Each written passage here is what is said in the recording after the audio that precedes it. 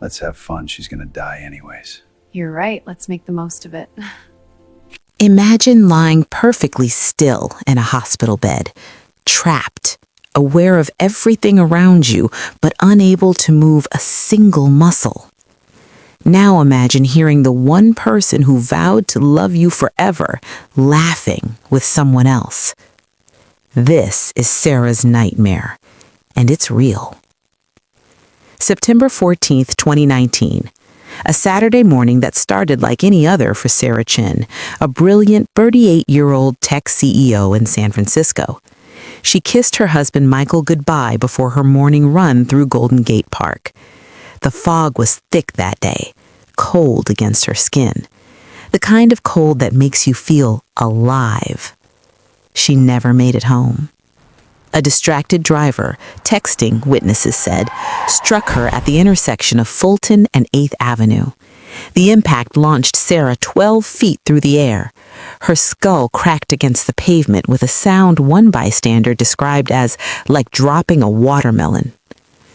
By the time paramedics arrived, Sarah Chen had slipped into what neurologists call a locked-in coma. Her brain was awake, processing, recording every sound, every conversation, every excruciating moment. But her body? Completely unresponsive. A prison of flesh and bone with no visible escape. The doctors gave her a 15% chance of ever waking up. Michael received the call at 9:47 a.m. He arrived at San Francisco General 23 minutes later, his face, according to the attending nurse, appropriately devastated. He held Sarah's limp hand. He wept at her bedside. He played the role of the devoted husband with Oscar-worthy precision. But here's where this story takes its first dark turn. Sarah heard everything. 3 days after the accident, Sarah's brain began doing something extraordinary. While trapped in her motionless body, she started cataloging sounds, footsteps, voices, the rhythmic beeping of machines. And then, her voice, a woman Sarah didn't recognize. "Is she going to wake up?" the unfamiliar voice whispered. Michael's response was quieter, closer to Sarah's ear. Let's have fun. The doctors say probably not. Even if she does, she'll be a vegetable. Silence. Then the sound of lips meeting. Right there, 3 feet from Sarah's hospital bed. The wet, unmistakable sound of a kiss that lasted far too long to be anything but passionate. Sarah's heart rate spiked on the monitor, a brief surge that sent nurses rushing in. But by then, Michael and his companion had separated, rearranged themselves into the picture of concerned visitors. The nurse checked Sarah's vitals, noted the spike as neurological noise, and left. No one suspected the truth. Sarah was screaming inside her own head. Over the next 2 weeks, Sarah's invisible nightmare intensified. Michael visited daily, always with the same woman. Her name was Jessica Hartwell, and she worked as Michael's executive assistant. The irony wasn't lost on Sarah, even in her paralyzed state. Jessica had been to their house, to their anniversary dinner. Sarah had smiled at her, thanked her for keeping Michael organized. Now Jessica's perfume, something floral and expensive, filled Sarah's hospital room like poison gas. "When can we move her to long-term care?" Jessica asked one evening. "Soon," Michael replied. "I've already started the paperwork." "And the company?" "Shh. Her shares transfer to me as her spouse. Power of attorney's already signed. In 6 months, maybe less, I'll control everything." The heart monitor betrayed Sarah again, a sharp spike. This time, the nurse came faster, but Michael was ready. He manufactured tears with disturbing ease, gripped Sarah's hand, and delivered a performance about how he just wants her to come back. But Sarah was coming back. She just needed time. Day 23 brought the conversation Sarah had been dreading. Late at night, when the ICU was quieter, Michael and Jessica stood at the foot of her bed. The discussion turned clinical, cold. They talked about Sarah like she was already gone, a problem to be managed, rather than a person to be saved. The doctors mentioned something called a locked-in state. What if she can hear us? Michael laughed. Actually laughed. Look at her, Jess. She's gone. That's just meat and machines now. That word, meat, it crystallized something in Sarah's trapped consciousness. Not just rage, though God knows there was plenty of that. No, this was something sharper, more focused, a singular purpose that gave her something to fight for, survival. And after survival, revenge. She began fighting in the only way she could, microscopically, trying to move a finger, an eyelid, anything. The effort was like trying to lift a mountain with your thoughts alone. Days blurred together in a haze of frustrated attempts and overheard betrayals.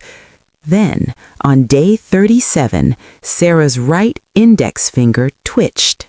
The neurologist, Dr. Patricia Ramos, noticed it during a routine examination, a deliberate movement, small but intentional.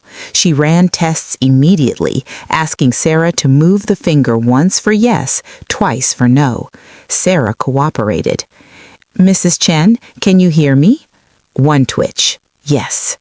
Are you in pain? 2 twitches. No. Dr. Ramos's face went pale with realization. This wasn't a coma patient. This was someone buried alive in their own body.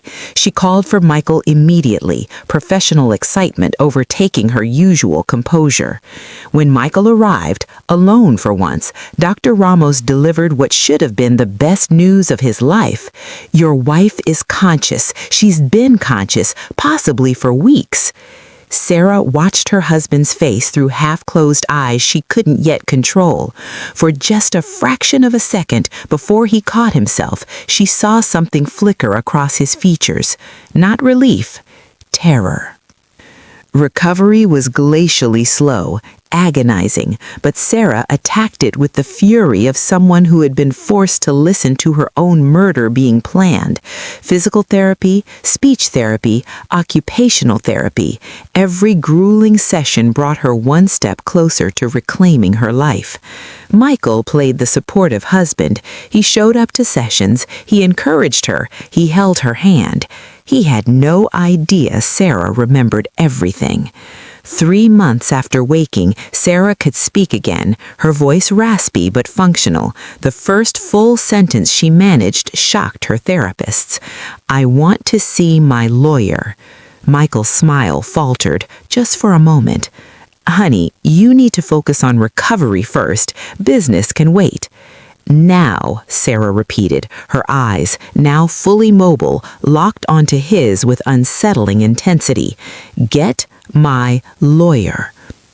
What Michael didn't know, what he couldn't have known, was that Sarah Chen wasn't just a CEO. She was a chess player who thought 17 moves ahead.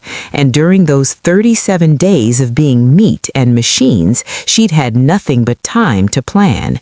Her lawyer, Richard Chen, no relation, arrived within hours. Sarah's instructions were delivered in a whisper, but they were devastatingly clear.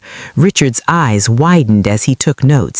Then he smiled, the kind of smile a shark makes when it smells blood in the water. Within a week, several things happened simultaneously.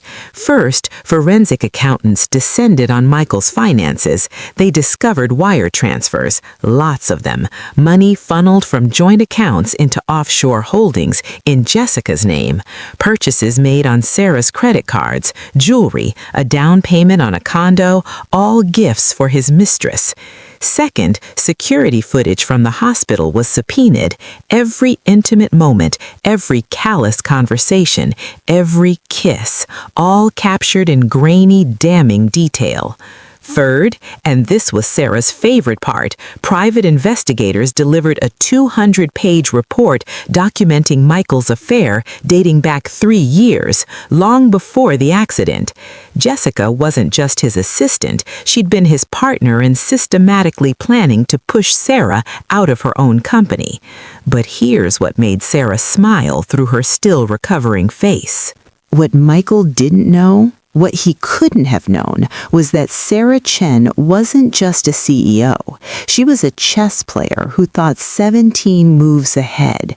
And during those 37 days of being meat and machines, she'd had nothing but time to plan. Her lawyer, Richard Chen, no relation, arrived within hours. Sarah's instructions were delivered in a whisper, but they were devastatingly clear. Richard's eyes widened as he took notes. Then he smiled, the kind of smile a shark makes when it smells blood in the water. Within a week, several things happened simultaneously. First, forensic accountants descended on Michael's finances. They discovered wire transfers, lots of them, money funneled from joint accounts into offshore holdings in Jessica's name, purchases made on Sarah's credit cards, jewelry, a down payment on a condo, all gifts for his mistress. Second, security footage from the hospital was subpoenaed. Every intimate moment, every callous conversation, every kiss, all captured in grainy, damning detail. Third, and this was Sarah's favorite part, private investigators delivered a 200-page report documenting Michael's affair dating back 3 years, long before the accident. Jessica wasn't just his assistant, she'd been his partner in systematically planning to push Sarah out of her own company. But here's what made Sarah smile through her still recovering face. The prenuptial agreement Michael had insisted on 7 years earlier, the one he'd smugly cited when discussing taking Sarah's shares, had a clause he'd clearly never read carefully. Section 14, paragraph C. In the event of adultery, proven by admissible evidence, the offending party forfeits all claims to marital assets, business interests, and shared property. Michael had signed it. His lawyer had signed it. Sarah's ruthlessly thorough attorney had written it.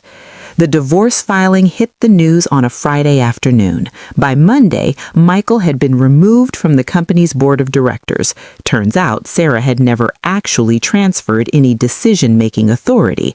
The power of attorney he'd signed, it expired the moment Sarah regained consciousness. Everything he'd celebrated during her coma? Gone. The house, Sarah's, purchased before the marriage. The cars, registered in her name. His job, he'd been hired by Sarah's company, terminated immediately for gross misconduct and embezzlement. Jessica Hartwell, fired the same day, later charged as an accomplice in financial fraud. 6 months after waking up, Sarah Chen stood before a room full of investors and tech journalists. Her gait was still slightly unsteady, her speech occasionally slurred from residual brain trauma, but her mind sharp as ever. "My time in the hospital taught me something valuable," she said, her voice carrying across the silent room. "When you're forced to lie still and just listen, you learn who people really are. You learn what they're capable of when they think you can't fight back." She paused, letting the words settle. "I learned I married a man who saw me as an obstacle, a thing to be removed. Meat and machines, he called me." Another pause, longer this time. Turns out, this meat still has teeth. The company's stock soared 23% that week. Michael's last known address is a studio apartment in Oakland. He works in sales now. Jessica moved back to Ohio. And Sarah? She's expanded her company into a billion-dollar empire, launched a foundation for coma patients and locked-in syndrome awareness, and wrote a memoir that's been optioned for a limited series. But here's the part that keeps me awake at night. In her memoir, Sarah mentions that during those 37 days of being trapped, she overheard Michael and Jessica discussing contingency plans if she did wake up, plans they never got to execute, plans that, according to Sarah, involved making sure her recovery would be incomplete. She never elaborates. She doesn't have to. If you want to hear about the other woman who woke up from a coma to discover her husband's even darker secrets, a case that makes Sarah's story look tame, you need to hit that subscribe button right now. Drop a comment telling me which story of betrayal you want next, and if this one gave you chills, send it to someone who needs to hear it. Because sometimes the person lying silent in the bed is the most dangerous person in the room. They're just waiting for the right moment to strike.